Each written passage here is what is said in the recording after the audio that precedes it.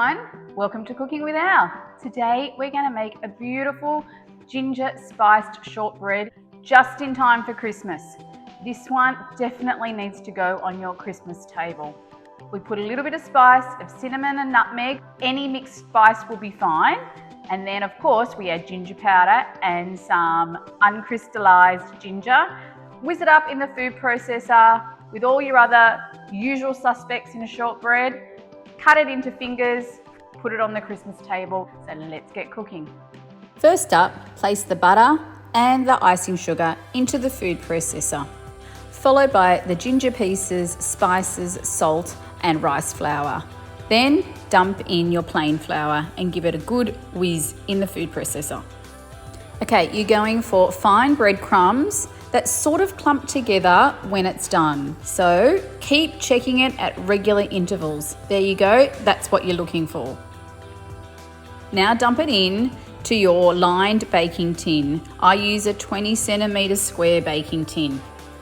Using the back of a metal spoon, press your mixture lightly into the tin, trying not to compact it too much. If you're finding it hard to manoeuvre the mixture, just wet the back of your spoon. That makes it a lot easier.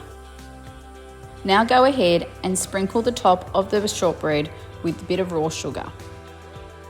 Now we're going to give the shortbread a little chillax in the fridge, so go ahead and cover it with some plastic wrap. Okay, this is chilled in the fridge for about 20 minutes. I'm going to pop it in the oven. I've preheated it to 150. It's a fairly low oven, so it's low and slow, and it's going to be in there for about 45 minutes to an hour. You can resist just giving a little taste test. Delicious. Straight out of the oven, that buttery shortbread just smells absolutely delicious. Shortbread is definitely one of life's simple pleasures. While the shortbread is still hot, score the top of the shortbread in the pattern you're going to cut it. This will make it so much easier to cut it when it comes to decanting the shortbread and slicing it up. At Christmas time, I like to serve my shortbread in fingers.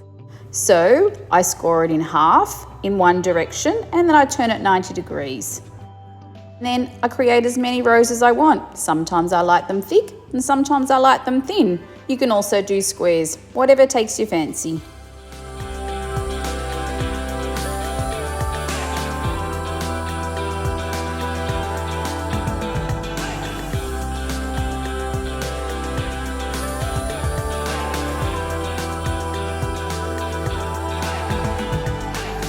Allow this just to sit on your bench top until it is completely cool, and don't be tempted to take it out of the tray before then, otherwise you will end up with a crumbly hot mess.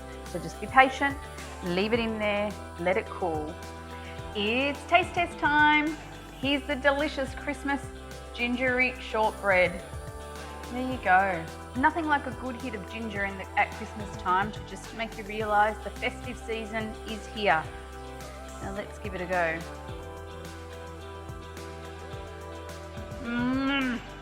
I love it. Oh, if you love ginger and you love shortbread, absolutely give this one a go. It's not that hard. The ginger gives a delicious zing on the tongue and a beautiful pop in the mouth. If you like a mild ginger, maybe halve the uncrystallized ginger in this recipe, because the flavour of the ginger here is really punchy and just the way I like it. Anyway, I really hope you enjoy and I really hope you give it a go.